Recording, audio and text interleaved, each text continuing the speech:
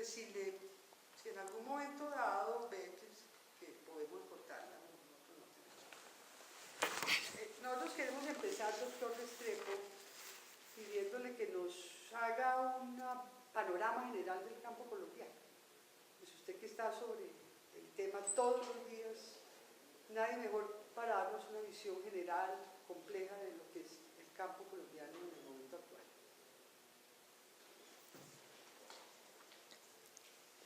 Bueno, como lo documentó el reciente informe de las Naciones Unidas sobre la ruralidad en Colombia, allí se constató que aproximadamente un tercio de la población colombiana vive en el ámbito rural, trabaja en el ámbito rural, genera su riqueza y su empleo en el ámbito rural, no necesariamente en la agricultura, porque hay una serie de actividades que se desarrollan en las zonas rurales que no son agrícolas, comercio, turismo, artesanías, etc. Pero en el país se venía manejando la idea de que un cuarto de la población colombiana vivía en la ruralidad. Ahora se ha evidenciado de que es un tercio, o sea, desde el punto de vista del ámbito rural, Colombia es más rural de lo que se pensaba. Y naturalmente, pues allí se desenvuelve toda la actividad agrícola, ganadera, forestal, de silvicultura, de acuicultura del país.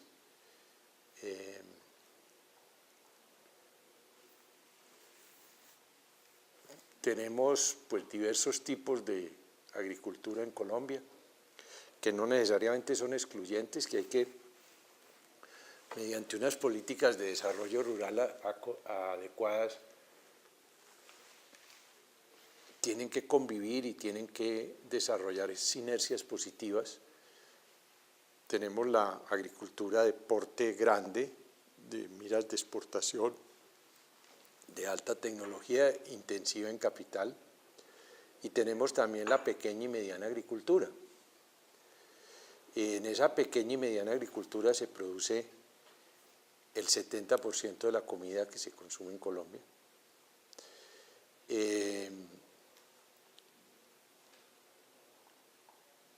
Se genera el grueso del empleo agrario colombiano y es donde están los mayores niveles de pobreza.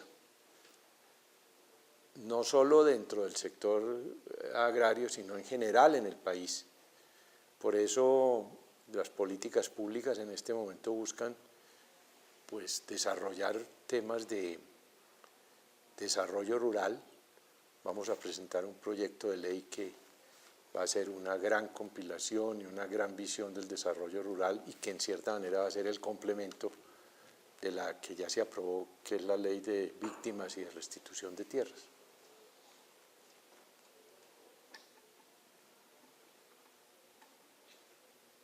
En ese panorama general, digamos, ¿cómo ubica usted el problema de la propiedad de la tierra? Porque el informe PNUD hace mucho énfasis en la en la extremada desigualdad en la distribución de la tierra. Y diría yo, hay dos temas críticos que parecen estar en el problema, que son, por un lado, el auge minero, y por el otro lado la permanencia del narcotráfico. ¿Qué diría usted acerca de esos problemas en este panorama global que ha trazado el campo colombiano? Bueno, el tema de la propiedad, de la estructura de la propiedad agraria en Colombia tiene tal vez tres facetas que no son excluyentes unas de otras, sino que todas conviven en la misma realidad.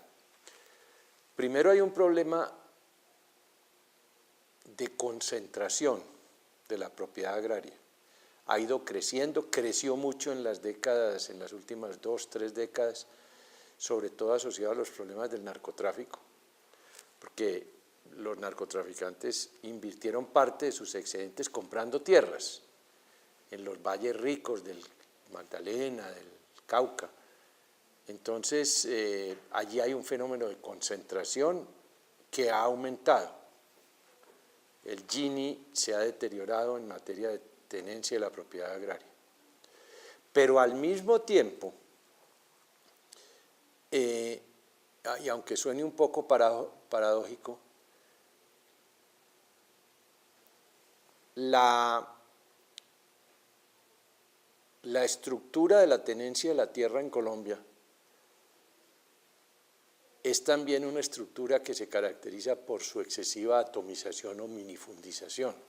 O sea, convive una creciente concentración y una creciente minifundización. Un estudio reciente en el que participó, por ejemplo, el doctor Salomón Kalmanovich, muestra cómo el 80% de los predios que se explotan en Colombia son predios que tienen una extensión inferior a media UAF, es decir, una UAF es una unidad que según la ubicación geográfica se supone que es la que permite el mantenimiento de una familia. Si estas cifras nos atenemos a ellas, querría decir que el 80% de los predios que se trabajan en Colombia no garantizan ni siquiera el mantenimiento de una familia. Es decir, es una radiografía de la atomización. O sea, en síntesis, en materia de propiedad agraria en Colombia están conviviendo dos fenómenos que a primera vista serían excluyentes, pero que no lo son. Hay aumento de la concentración, pero hay también aumento en la minifundización. Por eso, diversas políticas públicas y diversas políticas agrarias que estamos poniendo en marcha van en la dirección de ir corrigiendo esas dos malformaciones. Y una tercera característica de la estructura de la propiedad agraria en Colombia es la informalidad en dicha estructura de propiedad. El 40% de los predios que se explotan en Colombia no tienen títulos plenos de propiedad, los tienen apenas a título precario. No son campesinos que tengan plenos títulos de propiedad. Así como hay una informalidad urbana, hay también una informalidad rural, y la rural se expresa en esa informalidad en la tenencia de la tierra. De manera que en síntesis las tres caracterizaciones del problema agrario en Colombia son concentración, minifundización o atomización e informalidad en la tenencia de la tierra. Doctor Restrepo, me ha llamado la atención leyendo el informe del PNUD. También leímos el documento que hay en la página del Ministerio sobre el proyecto de ley de desarrollo rural, que se va a presentar en esta legislatura, sí, pero no está el proyecto de ley, sino la exposición de motivos, principalmente. En estos dos documentos me ha llamado la atención una ausencia notoria, y es el problema de los asalariados rurales.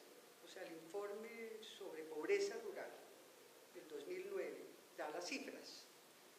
Sabemos, bueno, también el informe del PNUD, o sea, sabemos que la desigualdad entre la población urbana y la rural son muy grandes, el Gini es mucho más elevado en el campo, pero cuando uno ve el problema de los asalariados rurales, es decir, según el informe, ya no sé, del 2008, un estudio hecho por dos especialistas del Banco de la República, el 42% de la población rural es población asalariada y el 44% trabajadores independientes, para ponerlo así grosso modo. El 68% está por debajo del salario mínimo legal. Entonces, a mí me llama la atención que cuando se habla de pobreza, se refieren principalmente a los problemas de la distribución y del acceso a la propiedad de la tierra, y no se tiene en cuenta, entre otras, si tenemos economías agrarias ya altamente tecnificadas de escala, son empresas que utilizan sobre todo mano de obra asalariada. Entonces, ¿qué pasa con ese problema de evasión, además de la legislación laboral en el campo, que usted lo conoce muy bien? ¿El gobierno qué está haciendo para eso? Fíjese, uniendo esta pregunta con la respuesta anterior, si el 80%, no estamos hablando de un porcentaje menor, estamos hablando de el 80% de los predios que se trabajan en Colombia no tienen ni siquiera la extensión requerida para que allí se configure una UAF, es decir, no generan el ingreso suficiente para mantener una familia, pues es apenas entendible que quienes allí trabajan tienen que vender parte de su fuerza laboral en otra parte, porque son unas microparcelas. Entonces, eso explica en parte pues ese fenómeno. Ahora, nuestro proyecto de ley de desarrollo rural sí se va a ocupar en parte de eso, en una versión final que próximamente divulgaremos, que se está en este momento concertando con las comunidades indígenas y afrodescendientes.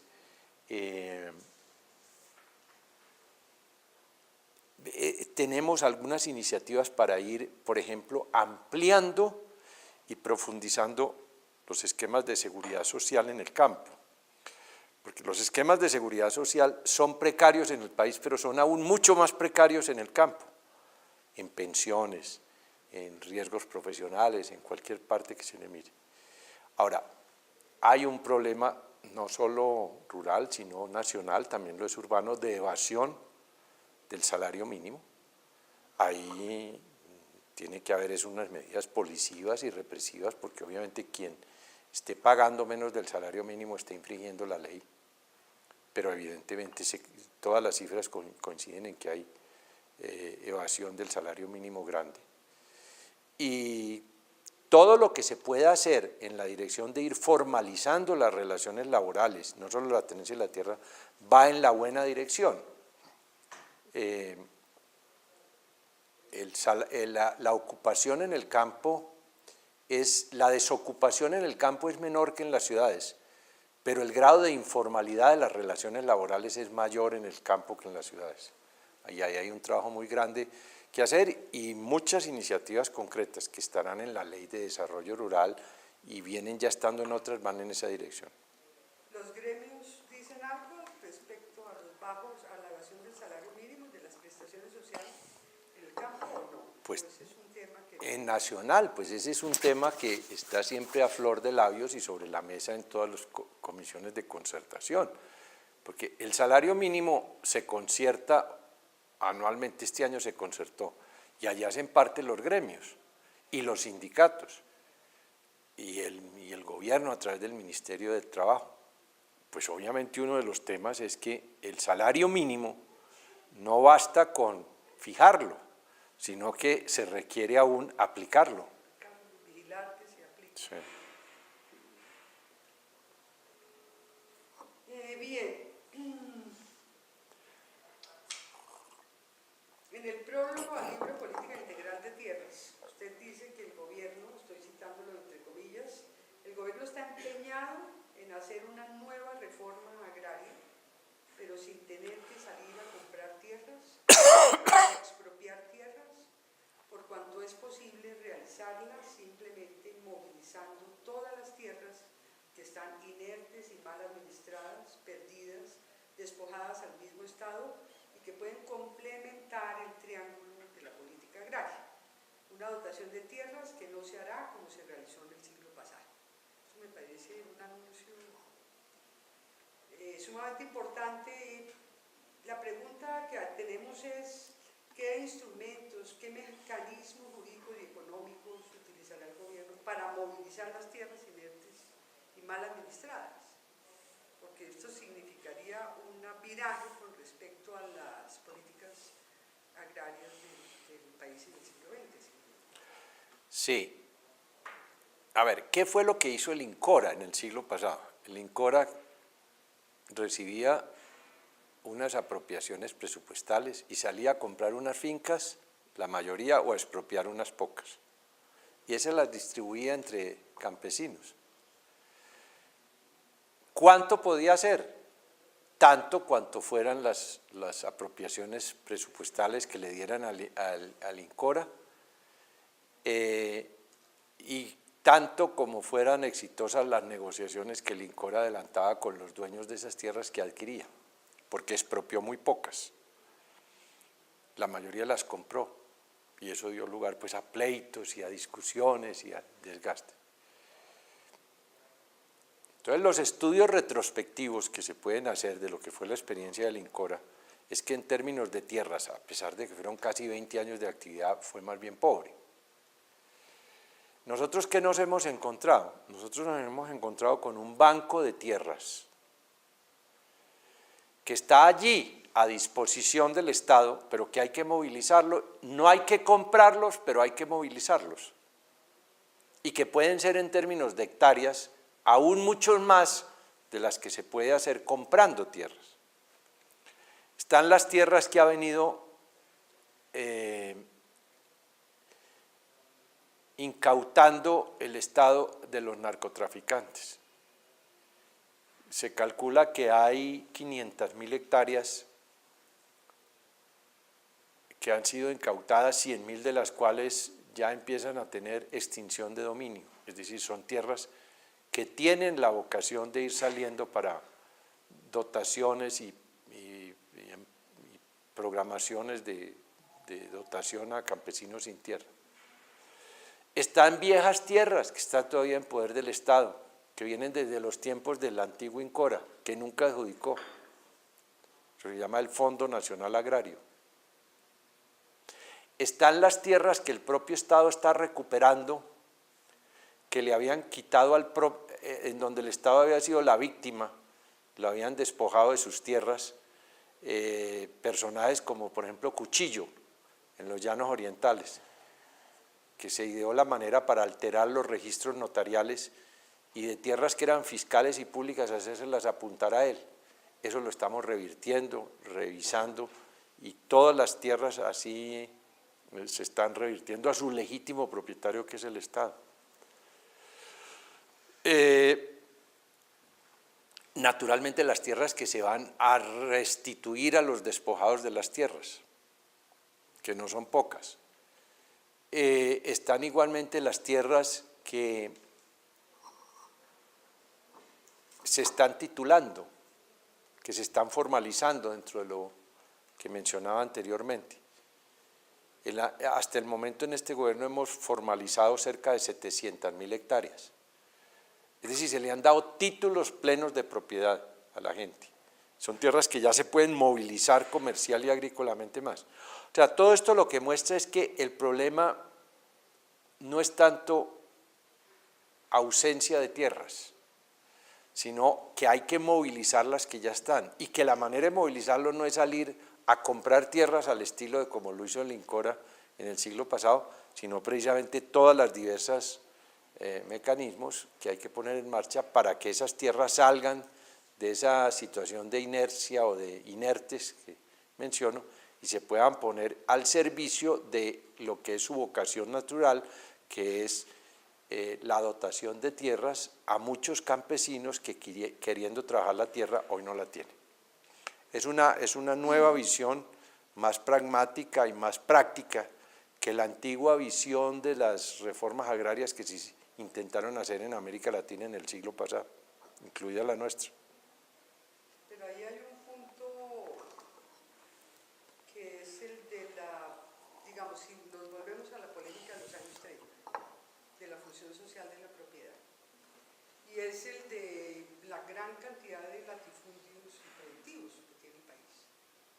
Eso no estaría contemplado dentro de esta propuesta de intervención sobre latifundios productivos, que están ubicados. Usted plantea un punto que me parece también sumamente nuevo, importante, que es el cierre de la frontera agrícola, para no continuar con el costosísimo proceso de ampliación de la frontera agrícola, sin infraestructura, sin redes de servicios, etc. Entonces uno mira, bueno, y la estructura, digamos, el latifundio que está ubicado en zonas estratégicas, con vías de comunicación, etcétera, ¿qué pasa con esas tierras? ¿O ya no hay latifundismo productivo? Bueno, habría que... El problema también planteado por usted mismo en la exposición de motivos del proyecto de ley, y es el problema de los usos del suelo. Sí.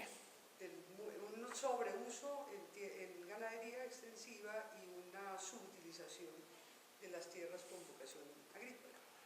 Sí. Muchas de las políticas públicas que estamos poniendo en marcha van dirigidas precisamente en la dirección de inducir un mejor uso del suelo. Es decir, menos ganadería extensiva, más agricultura o más reforestación. Esa configuración del uso del territorio colombiano es el resultado de 200 años de inercias y de conflictos. Por ejemplo, en el plan de desarrollo está previsto que se irá ajustando el catastro rural hacia los valores comerciales. En la medida en que usted tenga un catastro y un predial más alineado con valores comerciales, irá forzando para que el uso de la tierra no sea especulativo.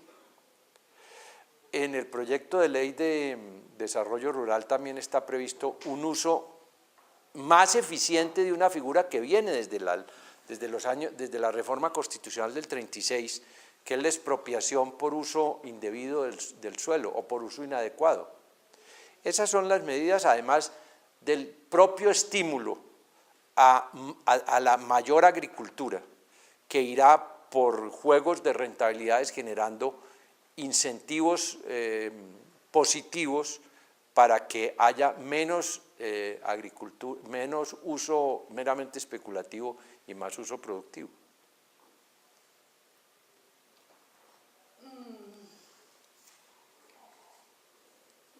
Usted mencionó hace un poquito el proceso de concertación del proyecto de ley de desarrollo rural con las comunidades indígenas y afrodescendientes. ¿En qué va eso? ¿Cuáles son los puntos, digamos, más polémicos que generan más conflicto?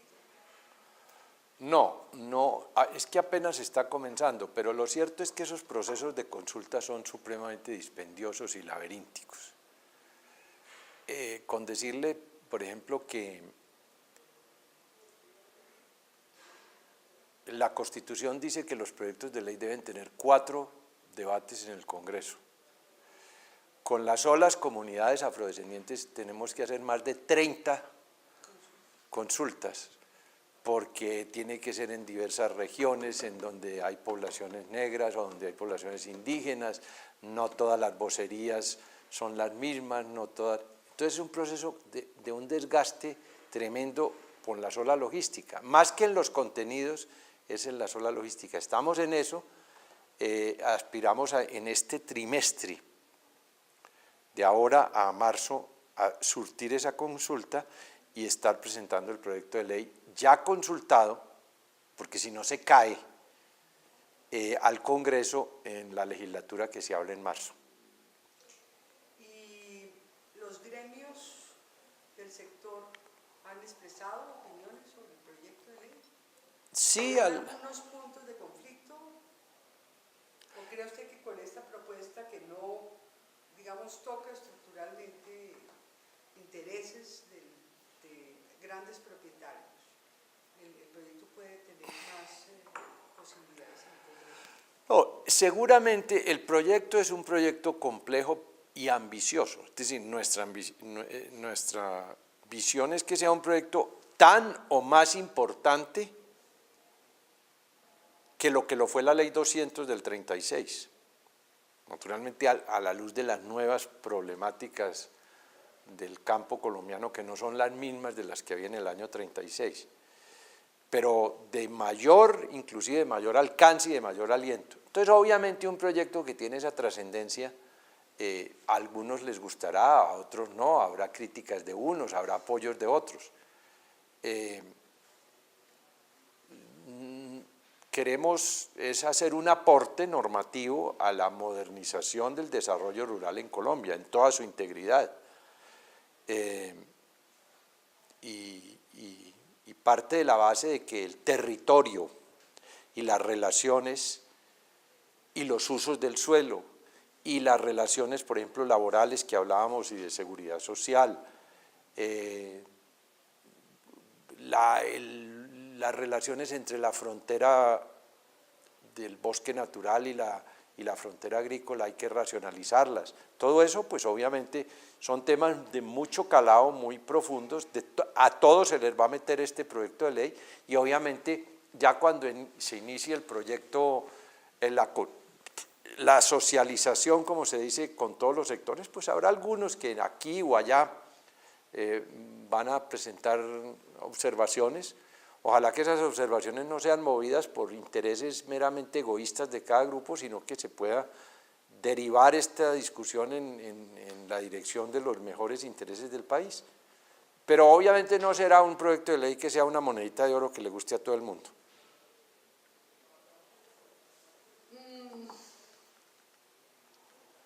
Quiero citar una frase suya para preguntarle en qué términos debería plantearse el debate actual sobre la solución de los problemas estructurales del campo colombiano. Dice usted, la solución de política de tierras es cerrar la frontera agraria y retornar a los cultivadores campesinos, ofreciéndoles tierras integradas a la infraestructura y el mercado. Política de tierras, agosto 2010.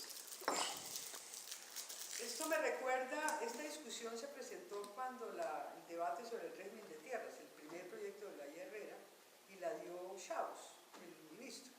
Entonces, él indicaba que era absurdo que el Estado estuviera, pues, digamos, poniendo en entredicho la colonización como única fórmula, la adjudicación de baldíos.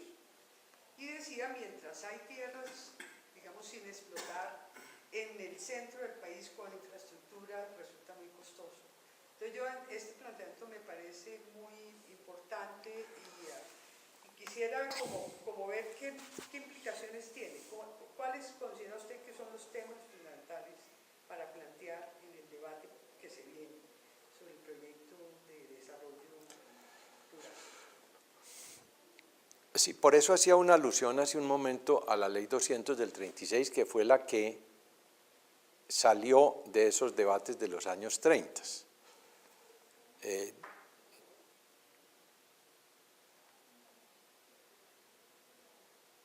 Inmediatamente después del gobierno de Olaya Herrera, es decir, en el primer gobierno de la administración López, aunque se habían empezado a gestar los problemas agrarios de aquel entonces en la época de Olaya Herrera. Desde los 20. El detonador en ese entonces fueron los problemas agrarios aquí en Cundinamarca, la región de Biotá, las grandes haciendas cafeteras de esa región. Y lo que se discutía era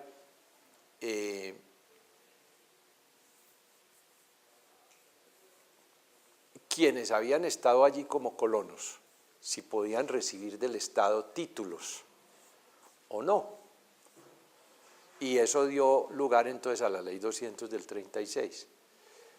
Hoy la problemática es diferente, obviamente, entre otras cosas, porque la propia industria cafetera o actividad cafetera ya no es de gran hacienda como lo era entonces, sino que es una actividad bastante mediana, pequeña propiedad.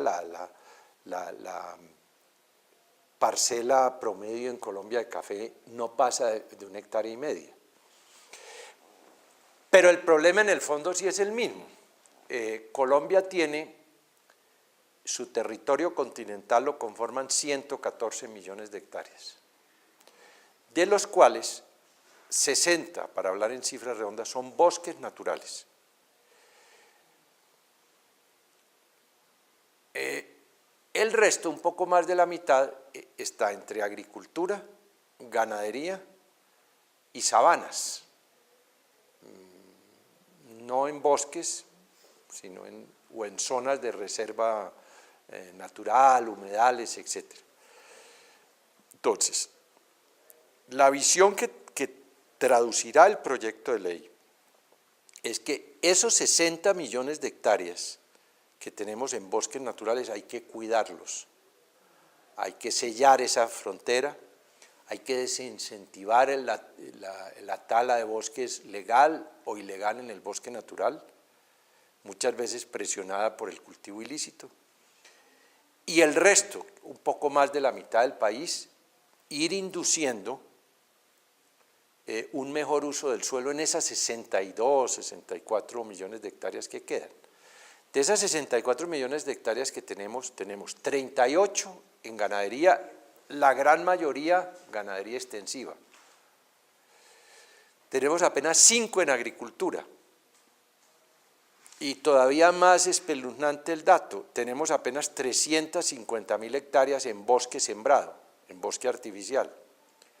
Es decir, lo que le estamos extrayendo ilegalmente al bosque natural es casi equivalente por año a lo que es el stock todo del bosque sembrado. El problema es casi tan... Perdón, ministro, tengo que cambiar. Ya estoy listo. O sea, les decía, el problema de la extracción ilegal de madera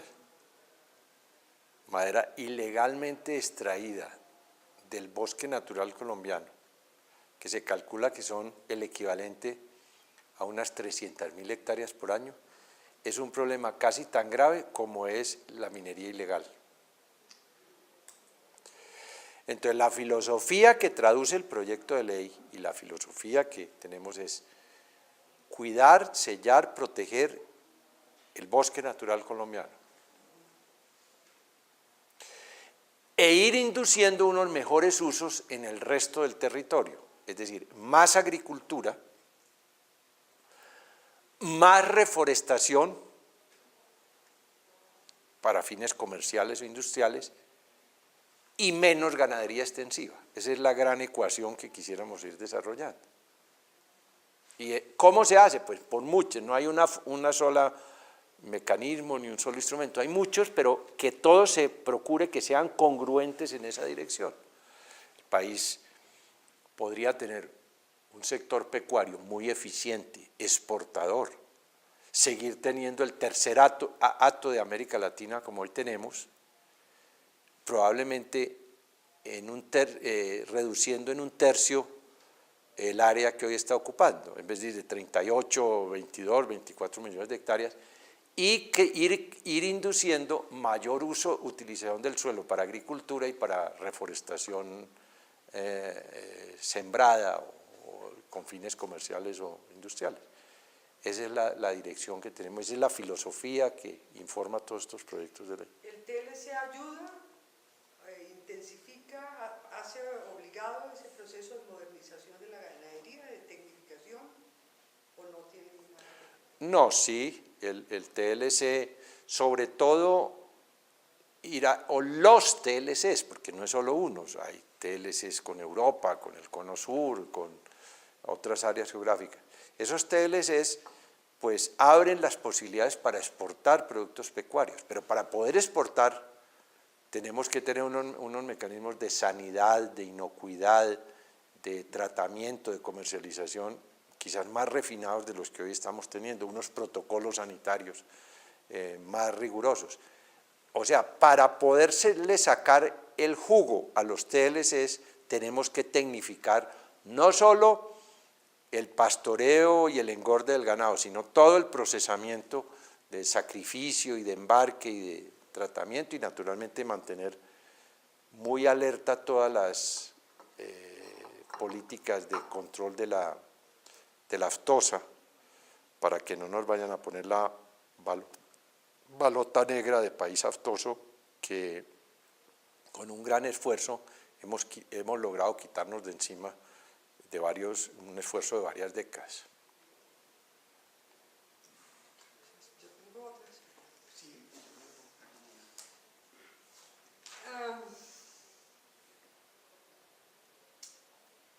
Bueno, antes de las últimas, quería que habláramos un poquito de la ley de reparación de víctimas y restitución de tierras, de la aplicación que comenzó el 1 de enero.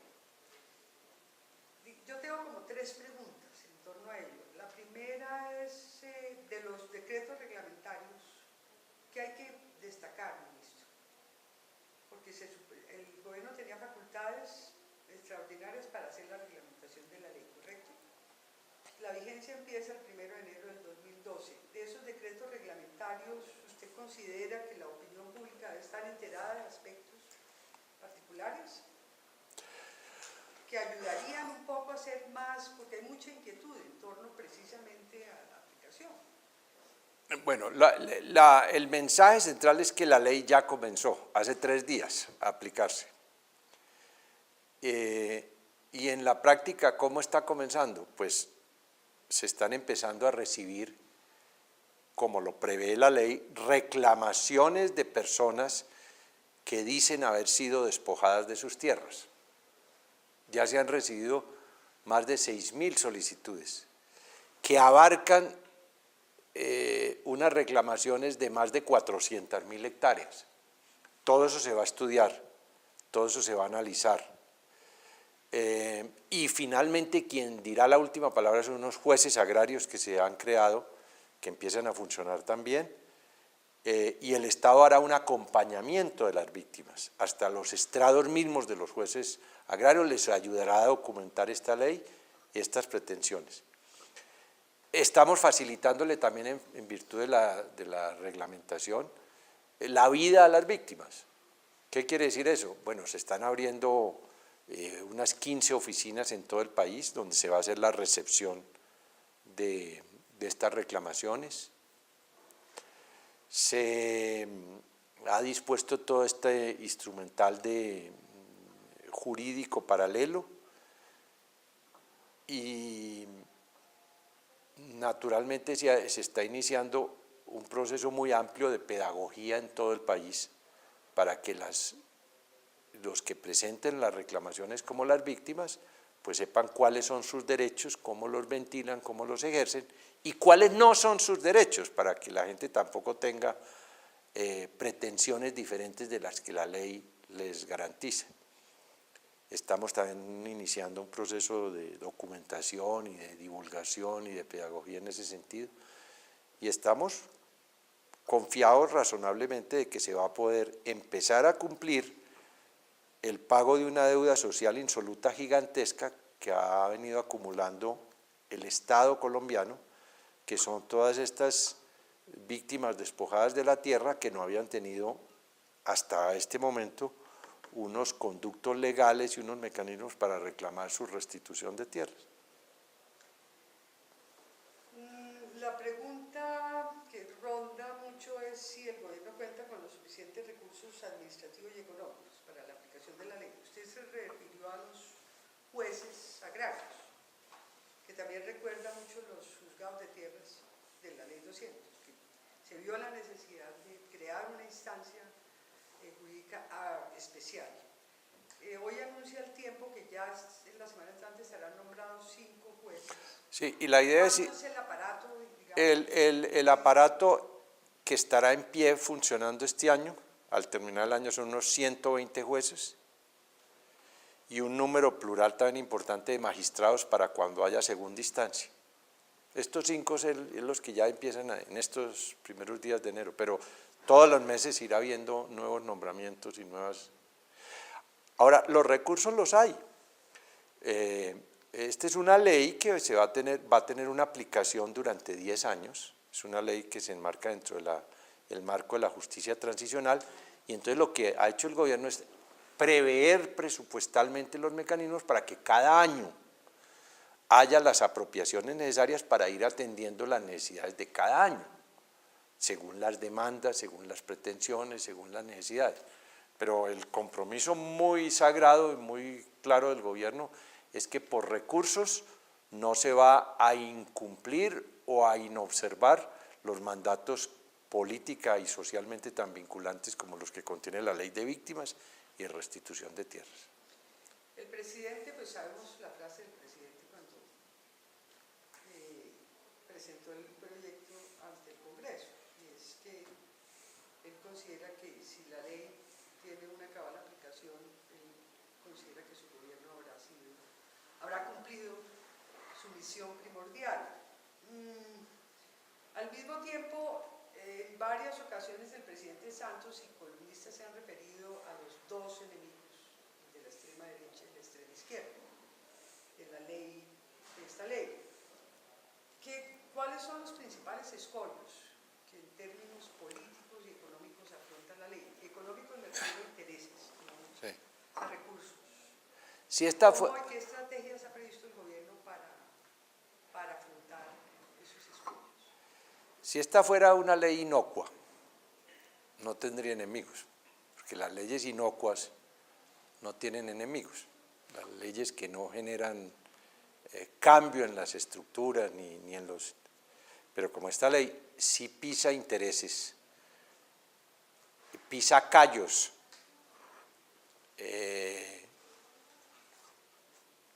y a veces intereses inconfesables, obviamente tiene enemigos y tiene dificultades. El gobierno no subestima las dificultades que tiene, pero por el hecho de que esas dificultades existan, no va a declinar su voluntad política de aplicar a cabalidad y cabalmente esta ley. Yo veo que esta ley tiene tres tipos de dificultades. Primero, dificultades de tipo jurídico, porque detrás de cada predio en concreto hay problemas de apoderamiento, de testaferrato, de escrituras, de contraescrituras. Detrás de cada predio, para restituirlo, habrá un proceso jurídico, por eso se ha enmarcado dentro de unos marcos que conducen a la aplicación de la ley dentro de unos marcos jurídicos, finalmente con una jurisdicción agraria especial. Hay dificultades de seguridad, porque nosotros no descartamos que así como hubo muchos que se apoderaron a sangre y fuego de tierras que no eran de ellos, ahora puede haber algunos pocos de esos mismos que quieran defender a sangre y fuego y con el temor el apoderamiento espurio de tierras que tampoco eran, y sí, efectivamente ya se han dado 6, 8 casos de sangre aparentemente contra líderes agrarios, que es preocupante, el gobierno no subestima, pero recuerda y constata que son 350.000 familias las que se estiman despojadas. Y estamos también desplegando las medidas de seguridad y de información y de inteligencia y de coordinación para cuidar de la mejor manera posible y brindar la seguridad a las víctimas y a sus dirigentes y a sus asociaciones de víctimas. Y hay un tercer tipo de dificultades, que son unos grupúsculos que nunca despojaron ellos un palmo de tierra, que nunca estuvieron vinculados a un testaferro, pero que tienen un raciocinio completamente retardatario, y son los que el presidente Santos ha llamado los enemigos o de la mano negra de la izquierda o de la mano negra de la derecha. Y es gente que razona de la siguiente manera, dice: mire, pero ¿para qué nos vamos a meter en el lío de aplicar una ley con semejantes complejidades? Si el despojado de la tierra lleva ahí al pie del semáforo de Bogotá ganándose la vida 8 años, déjelo otros 8 días y la ciudad terminará absorbiéndolo. ¿Para qué bastantes problemas tenemos para que nos pongamos en estos otros? Ese es otro tipo de enemigos. Son los enemigos que lo simboliza esa, y ya empiezan a aparecer algunos, tanto de la derecha como de la izquierda, porque también hay algunos de la izquierda que dicen, de la extrema izquierda, que dicen: no, eso es una farsa, todo eso es una mentira, todo eso que están haciendo con la ley de tierras. Bueno, la mentira es que ya van 700.000 hectáreas entre restituidas y formalizadas este año, y esa es la meta que tenemos hacia adelante. El gobierno constata esos enemigos, constata y reconoce que hay esas dificultades, pero no porque esas dificultades existan va a arriar las banderas, como quisieran algunos, que dicen: no, es que hay problemas jurídicos muy complicados, aquí hay problemas de seguridad, entonces no hagan nada. No, sí vamos a hacer, se va a cumplir la ley afrontando todas las dificultades con la mayor prudencia y con la mayor diligencia posible. Y en la oposición del senador Robledo, ¿usted encuentra argumentos razonables o piensa que es una oposición a ultranza? Yo encuentro mucho más racional algunos otros planteamientos del senador Robledo en materia agraria que las que le he oído en materia de tierras, porque ha salido a decir que es una farsa todo esto. Yo no veo de dónde se está apoyando. Le he presentado las cifras concluyentes demostrándole cómo es equivocada la información que él ha recibido y que él se ha encargado de retransmitir diciendo que es una farsa, o sino que me diga cómo va a ser farsa estar formalizando y restituyendo tierras al ritmo que se está haciendo. Sería una farsa en no hacer nada, y yo estoy seguro que el senador Robledo no estaría conforme con eso. Me da cierta perplejidad que precisamente ese grupo que él representa, que no votó la ley de víctimas, ni la ley de tierras, en el Senado cuando mayoritaria y abrumadoramente la votó el Congreso Nacional, quienes no la votaron ahora vengan a decir que es una farsa.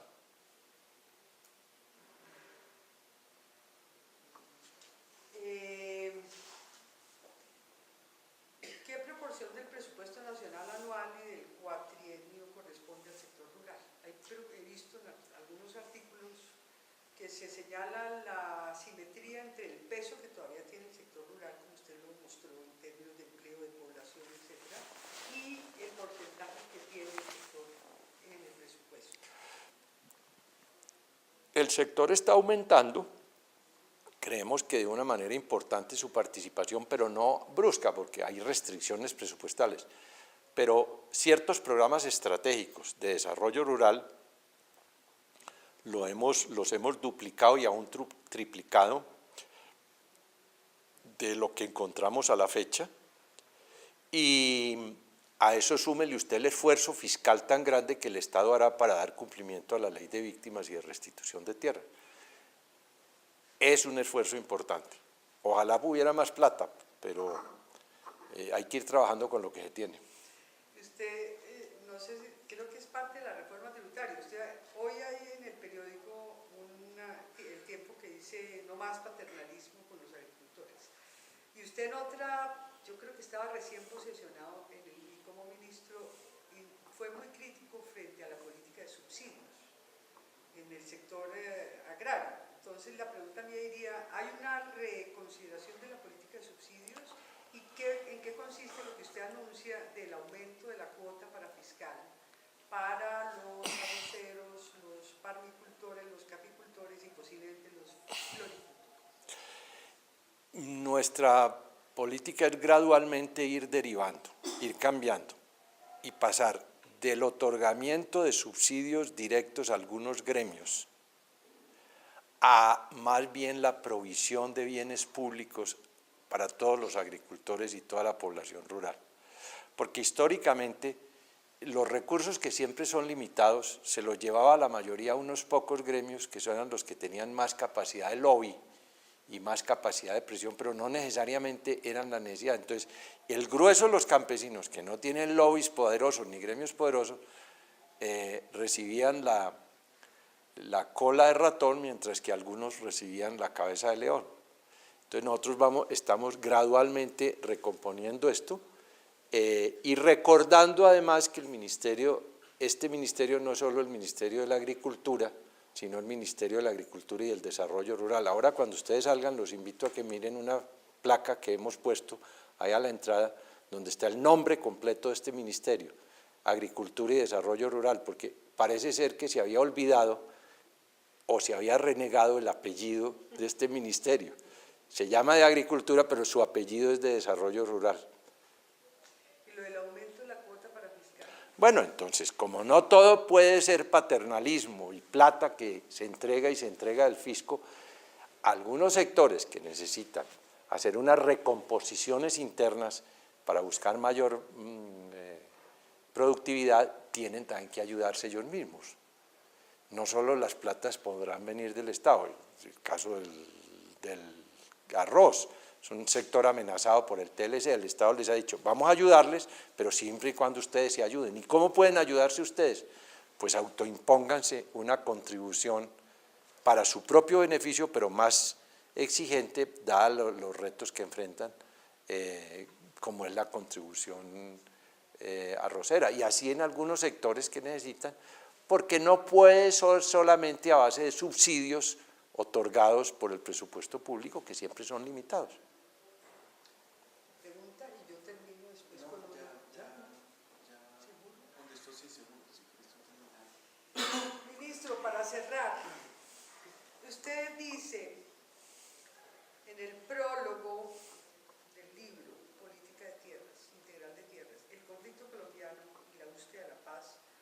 tan esquiva, tienen mucho arraigo histórico en el conflicto de la tierra. A mí me parecería muy interesante que cerráramos esta entrevista conociendo la percepción que usted tiene de la manera como la aplicación de la ley de víctimas y restitución de tierras y el proyecto de ley, si logra convertirse en ley de desarrollo rural integral, ¿de qué manera contribuirían a resolver el conflicto interno colombiano? A ver, con la posibilidad de la paz. Sí, todas las ciencias sociales y todos los analistas, no de ahora, sino desde hace muchas décadas, han coincidido en que las raíces del conflicto colombiano tienen sus vínculos muy estrechos con el problema agrario. Entonces, si ese diagnóstico lo aceptamos, es evidente que estos esfuerzos que se están haciendo para modernizar las relaciones agrarias en Colombia, para propiciar un mejor uso del suelo, para propiciar mayor equidad, comenzando por la restitución de las víctimas que fueron injustamente despojadas de sus tierras, para modernizar la agricultura, no solo de la gran empresa, sino de la mediana y pequeña, para mejorar la productividad, para mejorar los esquemas de convivencia rural,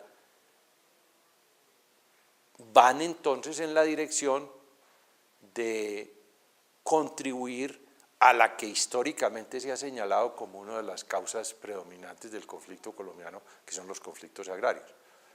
Quizás no se vayan a solucionar los conflictos agrarios, pero sí aspiramos a darle un marco y unos instrumentos para que las relaciones sean más civilizadas, más equitativas y de mayor modernidad. Y si eso se logra, como lo estamos logrando, pues habremos hecho una contribución a la paz en Colombia. ¿Qué tanto apoyo siente de la población rural? Usted recuerda que el doctor Carlos Guerra Restrepo pues, generó el proceso de organización campesina como apoyo, digamos, a la reforma agraria. Uno se pregunta si estas dos leyes no necesitan una fuerte movilización social que permita aplicarlas, aclimatarlas, etc. Sí, y en esa dirección estamos trabajando, estamos en diálogo y en trabajos conjuntos con las organizaciones agrarias, con el sindicalismo agrario. Hicimos una reunión por lo demás muy buena en Sincelejo, 4 o 5 mil líderes agrarios, y ahora vamos a hacer otra en Barranquilla y tenemos también diálogo permanente con ellas y sabemos que es un instrumento muy útil y muy importante para que políticamente se entienda el porqué de estos esfuerzos. Muchas gracias, ministro. Bueno, no a ustedes. Muchas gracias. Creo que tenemos un panorama realmente muy completo.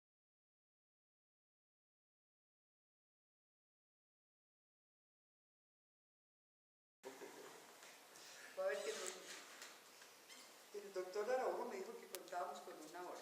Pues si en algún momento dado ve que podemos cortarla, nosotros no tenemos. Nosotros queremos empezar, doctor Restrepo, pidiéndole que nos haga un panorama general del campo colombiano. Pues usted que está sobre el tema todos los días, nadie mejor para darnos una visión general, compleja de lo que es el campo colombiano en el momento actual.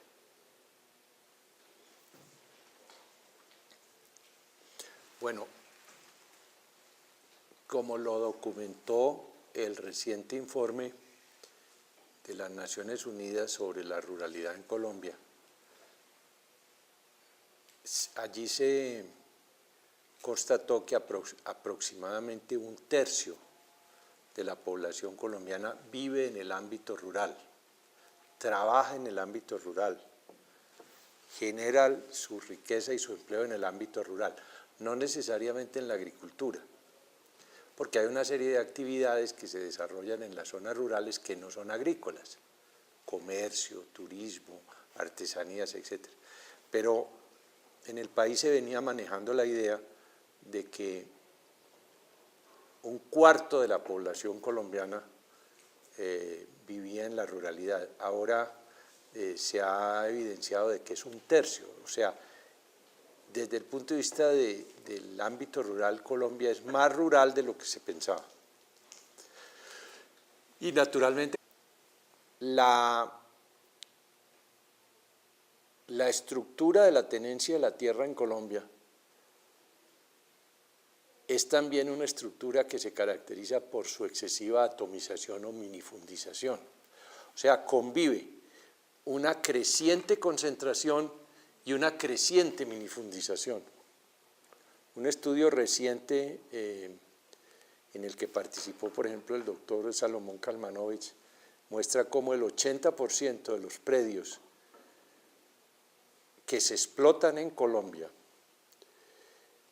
son predios que tienen una extensión inferior a media UAF, es decir, una UAF es una unidad que según la ubicación geográfica se supone que es la que permite el mantenimiento de una familia. Si estas cifras nos atenemos a ellas, querría decir que el 80% de los predios que se trabajan en Colombia no garantizan ni siquiera el mantenimiento de una familia. Es decir, es una radiografía de la atomización.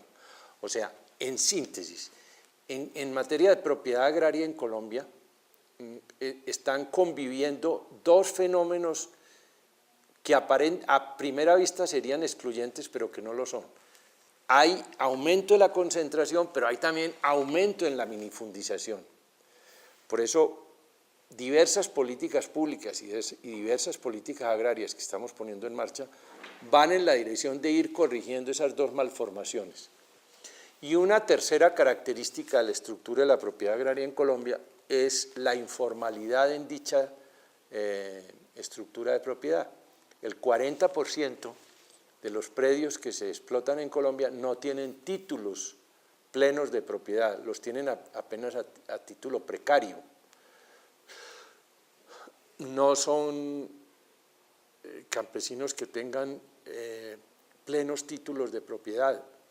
Así como hay una informalidad urbana, hay también una informalidad rural, y la rural se expresa en esa informalidad en la tenencia de la tierra. De manera que en síntesis las tres caracterizaciones del problema agrario en Colombia son concentración, minifundización o atomización e informalidad en la tenencia de la tierra. Doctor Restrepo, me ha llamado la atención leyendo el informe del PNUD. También leímos el documento que hay en la página del Ministerio sobre el proyecto de ley de desarrollo rural, que se va a presentar en esta legislatura, sí, pero no está el proyecto de ley, sino la exposición de motivos, principalmente. En estos dos documentos me ha llamado la atención una ausencia notoria, y es el problema de los asalariados rurales. O sea, el informe sobre pobreza rural del 2009 da las cifras. Sabemos, bueno, también el informe del PNUD, o sea, sabemos que la desigualdad entre la población urbana y la rural son muy grandes, y el Gini es mucho más elevado en el campo, pero cuando uno ve el problema de los asalariados rurales, es decir, según el informe, ya no sé, del 2008, un estudio hecho por dos especialistas del Banco de la República, el 42% de la población rural. Pues allí se desenvuelve toda la actividad agrícola, ganadera, forestal, de silvicultura, de acuicultura del país.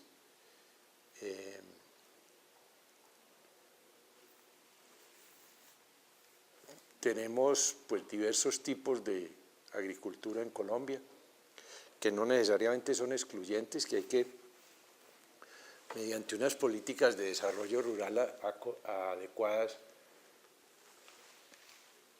tienen que convivir y tienen que desarrollar sinergias positivas. Tenemos la agricultura de porte grande, de miras de exportación, de alta tecnología, intensiva en capital, y tenemos también la pequeña y mediana agricultura. En esa pequeña y mediana agricultura se produce el 70% de la comida que se consume en Colombia.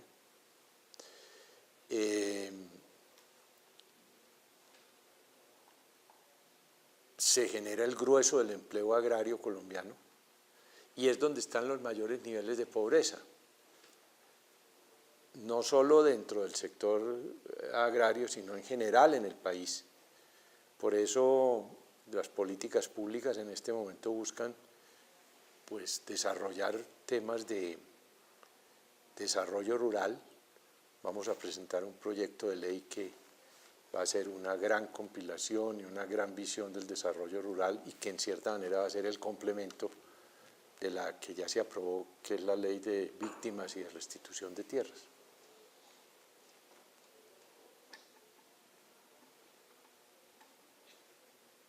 En ese panorama general, digamos, ¿cómo ubica usted el problema de la propiedad de la tierra? Porque el informe PNUD hace mucho énfasis en la en la extremada desigualdad en la distribución de la tierra. Y diría yo, hay dos temas críticos que parecen estar en el problema, que son, por un lado, el auge minero, y por el otro lado, la permanencia del narcotráfico. ¿Qué diría usted acerca de esos problemas en este panorama global que ha trazado el campo colombiano? Bueno, el tema de la propiedad, de la estructura de la propiedad agraria en Colombia tiene tal vez tres facetas que no son excluyentes unas de otras, sino que todas conviven en la misma realidad. Primero hay un problema de concentración de la propiedad agraria. Ha ido creciendo, creció mucho en las décadas, en las últimas 2, 3 décadas, sobre todo asociado a los problemas del narcotráfico, porque los narcotraficantes invirtieron parte de sus excedentes comprando tierras en los valles ricos del Magdalena, del Cauca. Entonces, allí hay un fenómeno de concentración que ha aumentado. El Gini se ha deteriorado en materia de tenencia de la propiedad agraria. Pero al mismo tiempo, y aunque suene un poco paradójico,